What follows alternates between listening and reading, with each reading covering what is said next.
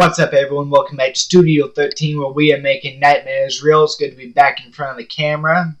It's been a while since I've been able to make content for all of you to enjoy. So, today is going to be interesting because we are going to be taking our first step in branching out into a new aspect of horror. So, before I get too far into the video, if this is your first time checking out Studio 13, and if content based on horror, the supernatural, paranormal, unexplainable, mysterious, and cryptozoology interests you, then feel free to go down below and drop a like and smash that subscribe button. Don't forget to hit that bell right beside where it says subscribe.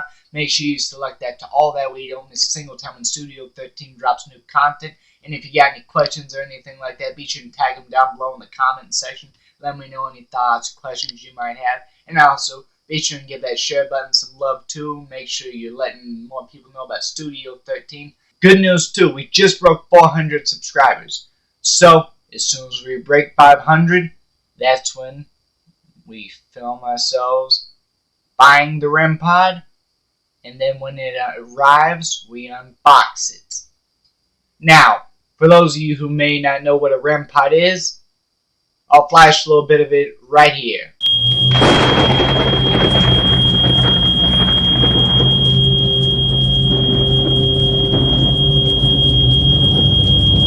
Alright, so let's get into the content.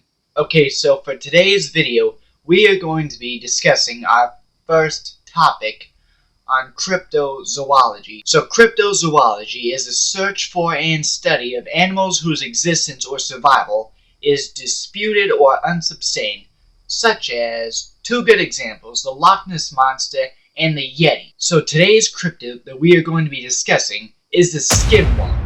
The origins of the Skinwalker are based from Navajo culture. Now, Skinwalker in Navajo is pronounced Ye-Naulushi, and it's a type of harmful witch who has the ability to turn into, possess, or disguise themselves as an animal. The term is never used for healers. Healers being like medicine people of the Native American culture. The Ye-Naulushi, translating to by means of it, it goes on all fours, is one of several types of skinwalkers within Navajo beliefs. These witches are seen as antithesis of Navajo values, performing malevolent ceremonies and using manipulative magic in stark contrast to the beneficial works of medicine people. The legend of skinwalkers is deeply embedded into Navajo tradition and rarely discussed with outsiders. This reticence is partly due to cultural taboos and the lack of contextual understanding by non-Navajos. Stories often depict skinwalkers using their powers for evil, and they are considered a source of fear and mystery within Navajo communities. Traditional accounts describe them as powerful sorcerers who, after engaging in nefarious acts, gain the ability to transform into animals at will. Now, some other interesting notes too is skinwalkers are most frequently seen as coyotes, wolves, foxes, eagles, owls, or crows, usually those associated with death or bad omens, and are not creatures to be trusted. Some Navajo believe that skinwalkers have the ability to steal the face of a person, and some believe that if one ever locks eyes with a skinwalker, they can absorb themselves into a person's body, or that one's body might freeze up with fear, allowing the skinwalker to channel that fear to gain power and energy. A skinwalker can transform into any animal by first wearing a pelt of the animal in order to properly transform into said animal.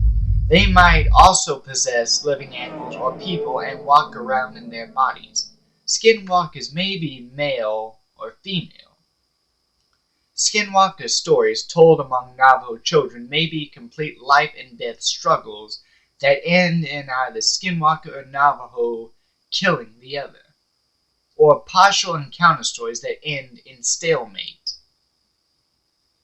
Encounter stories may be composed as Navajo victory stories, with the skinwalkers approaching a hogan and being scared away. Now, Hogan, from what I've understood, is like a gathering place for Native American tribes made completely of the earth. Non-native interpretations of Skinwalker stories typically take the form of partial encounter stories on the road, where the protagonist is temporarily vulnerable, but then escapes from the Skinwalker in a way not traditionally seen in Navajo stories. The way I've understood it, you don't ever want to bring up a Skinwalker around the Navajo because they see it as a sign of bad luck, as of if you mention the Skinwalker is more likely to appear. Now, other sources I've also read translate to a Skinwalker being somebody who practices black magic and gets banned from their tribe and goes out using this black magic, in a sense, to then take on the form of a shapeshifter, aka Skinwalker. Similar lore can be found in cultures throughout the world and is often referred to as shape-shifting by anthropologists, because it is believed that skinwalkers wear the skins of the animals they transform into. It is considered taboo to wear the pelt of any animal. In fact, the Navajo are only known to wear two hides, sheepskin and buckskin, both of which are only used for ceremonial purposes.